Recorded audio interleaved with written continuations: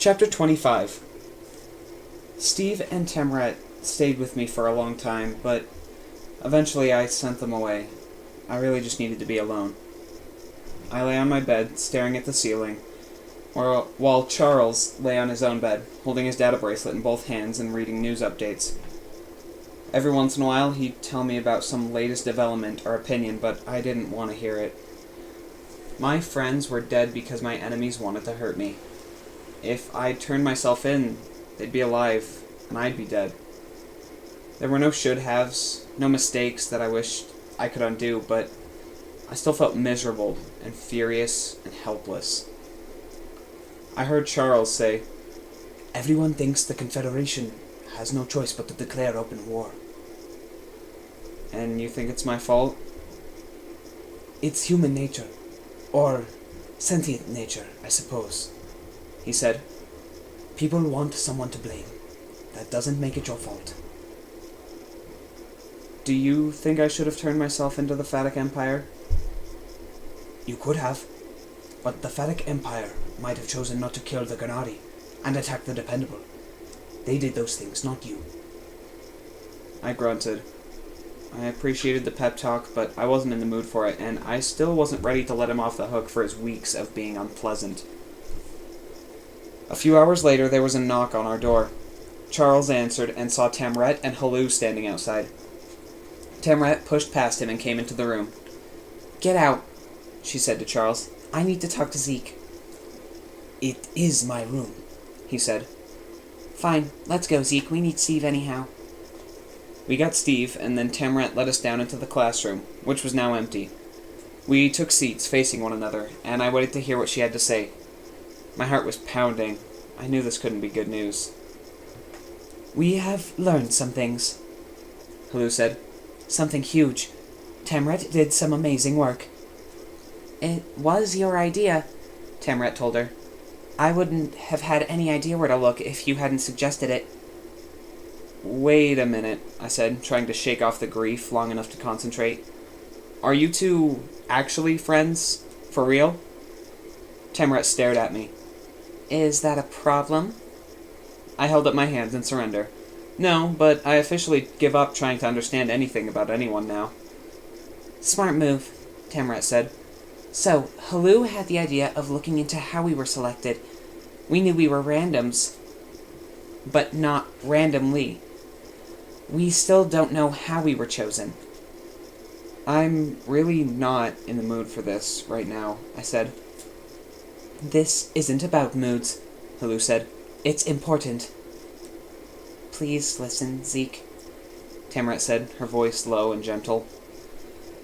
"It occurred to me that maybe not everyone on the selection committee was necessarily involved," Halou said. "Maybe some of them thought you were randoms, and some were behind the initial selection. I thought if I could trace the choices to a being or beings, it would tell me something." "That is clever," Steve agreed.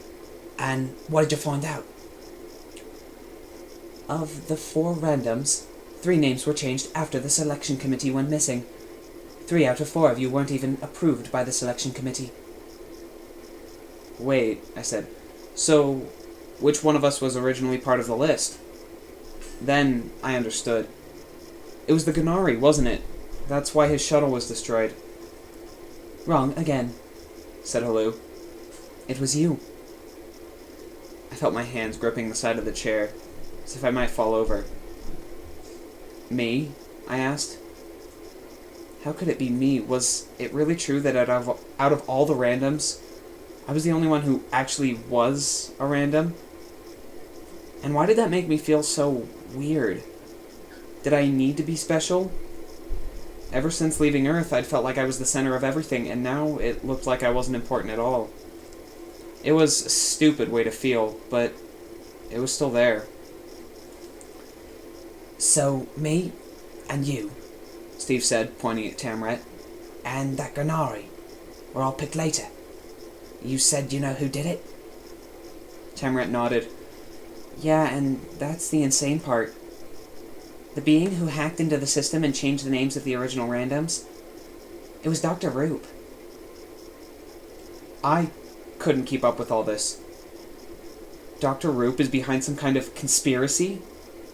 It looks that way, said Halou. Tell him the rest. Dr. Roop picked the 3 of us. He's the one who wanted 3 randoms with some kind of criminal experience. He tossed out the other 3, which means he made the deliberate decision to keep you, Zeke. And the crazy part is, I think he wanted us to find out.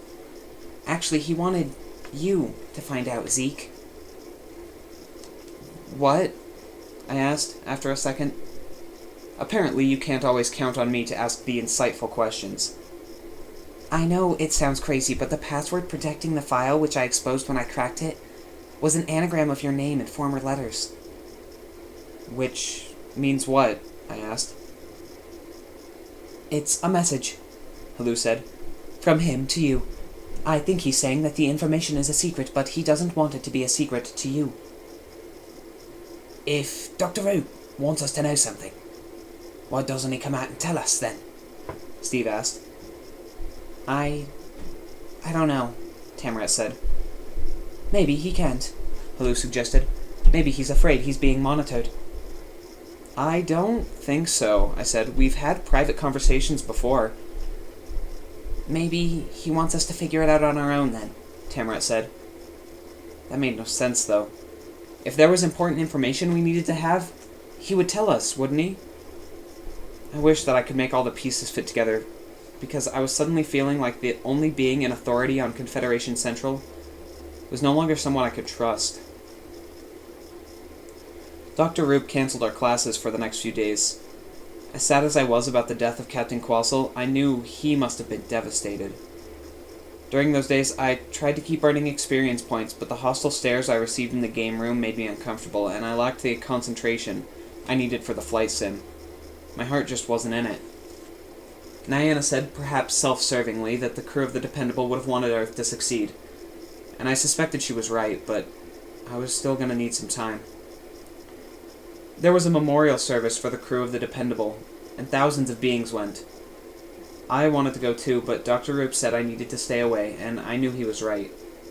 If I was there, people would be so busy blaming me, they'd forget that they were there to honor the beings who died. I found myself wishing that I could talk to my mother. I don't think I understood until then just how much Captain Quassel's looking out for me had allowed me to set aside my worries about my mom. Now the captain was gone, and my mother was impossibly far away, her condition a complete mystery to me. Maybe she'd already started to deteriorate. Maybe she'd be in a wheelchair, or worse, by the time I got home. I didn't want to think about it, but it started to seem less and less likely we were going to be able to get Earth into the Confederation, and that meant all the time I was leaving her on her own was for nothing.